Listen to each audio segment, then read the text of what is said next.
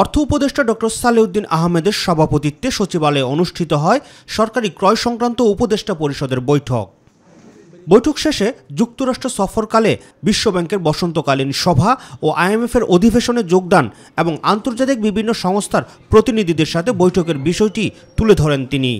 আমরা ডেফিনেটলি আইএমএফের যে নেগোসিয়েশনটা চলছিল দুইটা ট্রান্সে ওটাকে কন্টিনিউ করার জন্য ওয়ার্ল্ড ব্যাংক আছে তাদের সাথে এসে করার জন্য গেছি।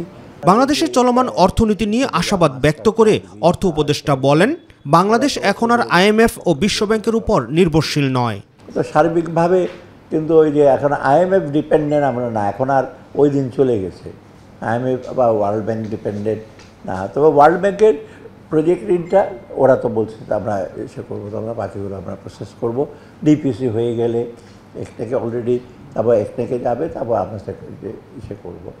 যুক্তরাষ্ট্রের বাড়তি শুল্ক মোকাবেলায় আমদানি রপ্তানি বাড়ানো সহ কৌশলগত নানা পদক্ষেপ নেওয়া হচ্ছে উল্লেখ করে এতে যুক্তরাষ্ট্রের ইতিবাচক সাড়া পাওয়ার কথাও জানান ডক্টর সালেউদ্দিন আহমেদ।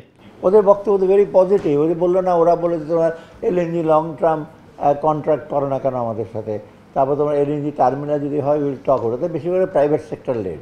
এ সময় আইএমএফের চতুর্থ ও পঞ্চম কিস্তির বিষয়ে সংস্থাটির ইতিবাচক মনোভাবের কথাও তুলে ধরেন অর্থ উপদেষ্টা।